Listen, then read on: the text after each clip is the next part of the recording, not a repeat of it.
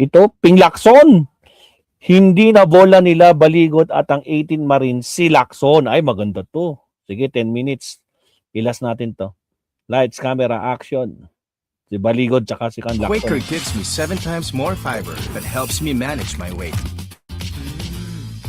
Here we go, source to source. Share your glow every day with Mismong Vaseline kwento. Serum Burst Lotion. With Glutaglow, Yung source mismo ng video. 500 million pesos. Wait. 500 million pesos a day. Working 24/7, 365 days a year, including unloading, counting, repacking, loading, and delivering the money. This would take 5.5 years or mid-2028. Hindi pa sila tapos mag-deliver hanggang ngayon, Mr. President. Mr. President, distinguished colleagues, I rise today on a matter of personal and collective privilege. As chairman of the Senate Blue Ribbon Committee, I have been subject of criticisms for not scheduling the 18 ex-military personnel who faced the media in an organized press conference at the historic Club Filipino on the eve of the 40th EDSA People Power Revolution to be called and testify before your committee on accountability of public officers and investigations. During the said press conference last February 24, these 18 individuals made claims on their supposed knowledge as former security personnel of one of the key personalities in the flood control scandal, former Congressman Saldico. To be clear, while every imputation of a crime warrants our attention, none deserves our blind deference. In the same manner that everyone has a right to be heard, it is not a license to mislead. Hence, while I reserve judgment on the merits of the testimonies, I am duty-bound to raise questions of logic and, at the very least, basic mathematics. These are not intended to disparage the testimonies of the said individuals, but rather ensure that proper evaluation of the credibility and reliability of both the source or sources of the information and the information itself adhere to rational and logical standards of believability before we take appropriate action.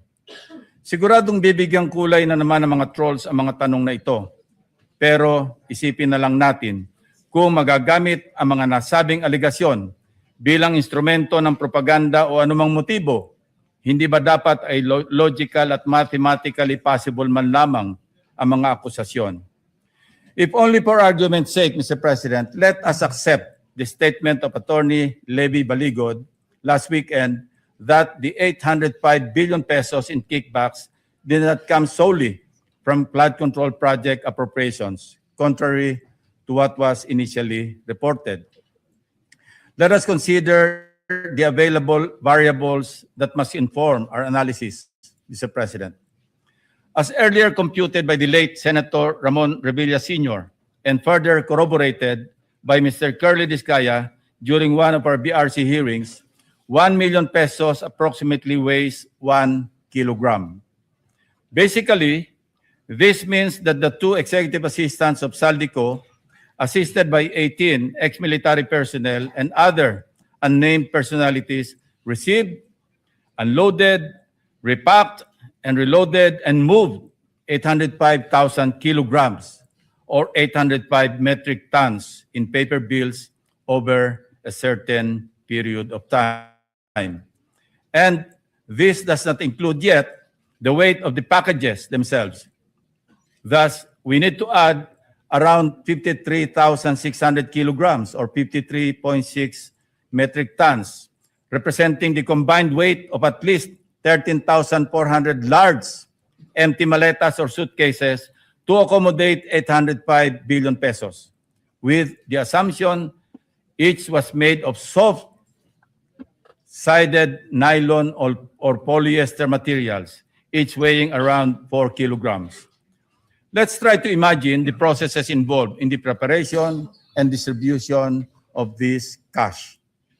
Suppose that the executive assistants or trusted personnel of Saldico, named Mark Tiksay and Paul Estrada, processed 500 million pesos a day, working 24/7, 365 days a year, including unloading, counting, repacking, loading, and delivering the money.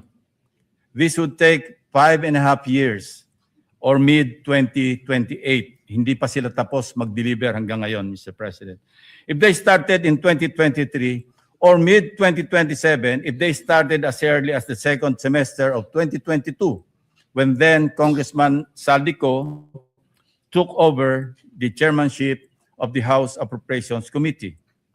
Relatedly, one may still ask how such huge sums of money were physically collected and delivered to the residence of former Congressman Ko. To move this much wealth at a limit of 500 million pesos per day, you would need to make 1,610 deliveries to Saldico's Valle Verde 6 residence or somewhere else. Unloading, unpacking, repacking, reloading, and again delivering to different individual recipients. Even if they do it every single day of the year, it would take them 4.4 years to complete the 800 million peso deliveries, Mr. President. We can only imagine the logistical nightmare involved in the magnitude of the operations of former Congressman Saldico. By the way, following the joint narrative of the 18 security personnel, magkano ang natirang kickback kay Saldico? Zero? Was he just a messenger? Nabanggit ng 18 security personnel sa kanilang affidavit na ang bahay ni Congressman Saldico sa Valle Verde 6, Pasig City ay naging bagsakan ng cash kung saan din ginagawa ni Mark Tiksay, John Paul Estrada at iba pang empleyado ang pagbibilang at pag-impake ng mga ito sa iba't ibang lalagyan. Since former Congressman Saldico served as chairman of the House Appropriations Committee from July 2022 to January 2025, his supposed influence and access to the national budget, assuming he exercised full and unlimited control, were during the period 2023 and 2024 or for a full 2 years. We are also saying here that 85 billion worth of paper bills were encashed from our bank reserves over the years. According to a Bangko Sentral ng Pilipinas, the total physical cash in 2024, meaning the paper bills as well as coins that were currently held by the public economy, including those inside bank vaults, that year stood at 2.7 trillion pesos. That would mean that 400 billion or half of the 805 billion out of the 2.7 trillion pesos of physical cash of 114 Filipinos passed through a single individual, equivalent to around 15% of the total physical cash, both in circulation and those kept in all the bank vaults.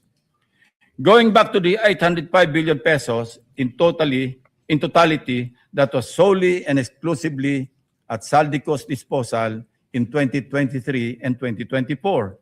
If we were to believe the 18 ex-soldiers, then those accumulated over the same period by personalities who are now facing plunder and other cases, like the former DPWH officials, Roberto Bernardo, Henry Alcantara, Bryce Hernandez, etc., contractors, etc., must be factored in to compute the aggregate total of absconded monies from the 2023 to 2024 GAAs.